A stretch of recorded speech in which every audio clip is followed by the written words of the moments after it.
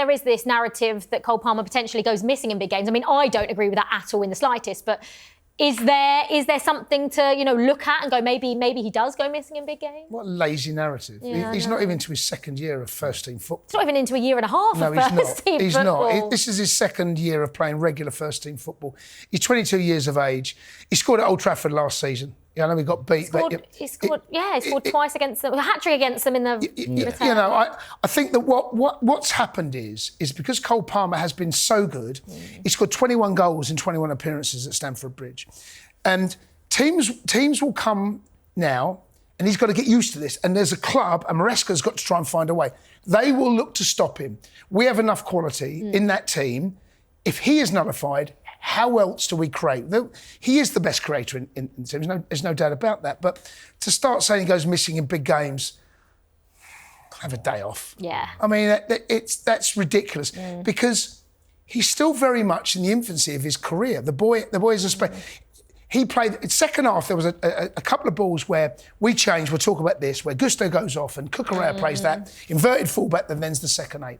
The times that he gets the ball out and he looks and he sprays that pass out, whether it's to Mudryk in the first half, I think Neto started the second half, sprays it out, plays the ball into Cucurella. If we end up scoring from one of those chances, we're sitting here saying it's the pass before the pass again. He's very much a part of that, but he's going to have to get used to special attention. Yeah. Why? Because he's a special player. He's a special player, and I don't think he really cares about having to deal with that, and I'm sure he will deal with that. He'll get himself out of tights. Yeah. There's that touch you're talking about. Oh, my God. He's on the back foot, and he draws in both Rashford and Casemiro. And as he's on the back foot, he plays it. And you try and leave Rashford for dead. Yeah. That ain't easy. It is so good. He's got the awareness. I'm not the least bit concerned about him. When he does it in real time, when he takes that touch, I'm like, oh, that's a heavy touch. And then he glides past Rashford. I'm like, your spatial awareness, your ability on the ball, your ability with the ball at your feet, we haven't seen many players like that at Stamford Bridge. When I take my mind back again, we talked about it last week, and Eden Hazard reminds you of that. Gianfranco Zola, those players with magic in their boots, they're special. And I think this narrative about him going missing in big games is just lazy. Off the top of my head, I remember him scoring against City last year, against Spurs last year, against Manchester United last year, against Arsenal last year. That's 4 of the traditional. The biggest teams. This is just, it's absolute nonsense. Do you know what tells you the biggest thing about Cole Palmer? When he was missing for the game at the Emirates against Arsenal, we got absolutely turned over. Yeah. We didn't really get turned over that much last season, but when he was missing, that's when we went missing. So that narrative about Cole Palmer going missing is nonsense. Yeah, it is. Now, another player, one player who shone for us in that game. And to be honest, he shone the whole of this season. He shone for large parts of last season. And people still wanted to pick up on him because of the price tag. Moises Caicedo, not only did he score an absolute worldie, but just Jace, talk to me about Moises Caicedo, because he has been on a journey since joining from Brighton. It's been tough for him. He's openly said that himself. But the place he's got to now, I mean, I said, when we signed him, I said, you don't worry about Moises Caicedo. He will be fine. He will repay that big fee. I have no doubt about it. And I feel like now we're starting to see why we've spent all that money on Moises Caicedo. Yeah, look, we've been a very strange football club the last 2 years, right? There's been so much change. To say the least. It has been seismic, the club, from where we were 2.5 years ago to where we are now.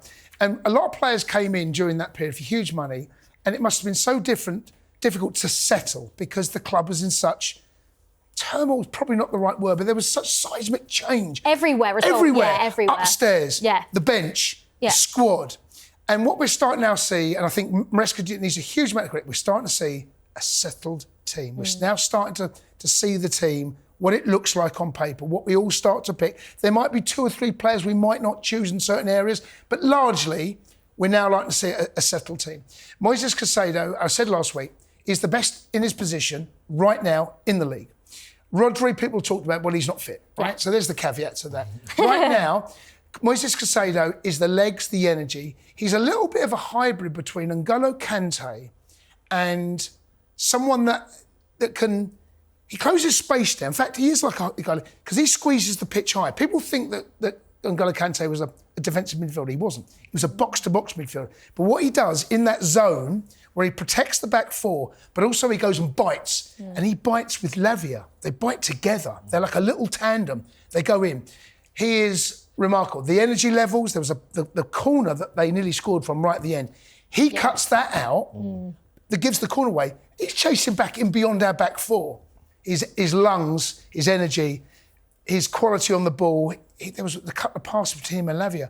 We've got a real partnership between the pair, but Moises Caicedo right now, he could go on and be Chelsea's best player this season. Yeah. How about that finish as well, by the way? Incredible. And do you remember the Spurs game last season? He was finished from outside the box. He's got a shot on him. Oh, that was so annoying, and that got disallowed. I mean, I know the penalty got given, didn't it, after for the foul on Enzo, but that was a worldie that he got robbed of. He's just, he's given us everything that we expected when we signed him. Yeah. And with these type of players, they're always going to get, I won't say tarnished, but they're going to be weighed down by the price tag. But he's shifted that weight. No one mentions it. No one mentions the price tag. That's they do with Enzo, the key, but they don't isn't remember him. No, because he's just giving it all, and his performances are so well-rounded. Like you say, he's not just a defensive midfielder. He's just a midfielder, and I think this day and age we get caught up in being very specific about roles. He is a midfielder, and he's one of the best midfielders in the Premier League, and he deserves all the credit in the world, because when those big moves don't go right, and we've seen it at Chelsea so many times in terms of big money players coming in and not starting off well and it not really recovering. He's recovered, and more than recovered, he's now one of our best players. Behind Cole Palmer,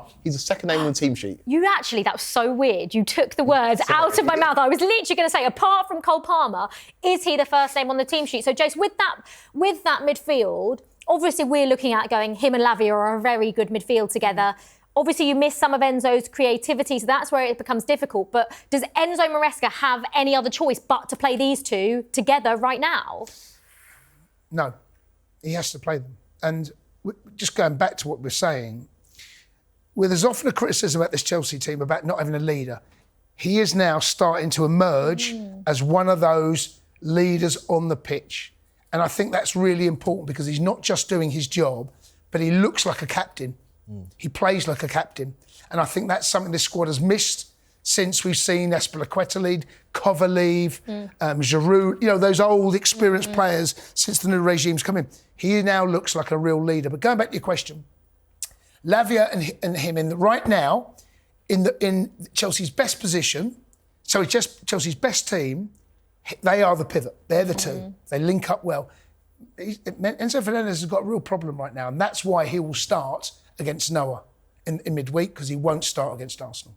Yeah. I agree with that. And where you look at I think the weakest part of our team, I think it will improve, is our defence. And so you need that strong double pivot in front of them to offer the protection. Yes, we lose a little bit going forward. Enzo Fernandez, despite the fact he has been derided this season, in the Brighton game, he was great with those first-time balls over the top. I don't think Lavia and Caicedo have quite got that.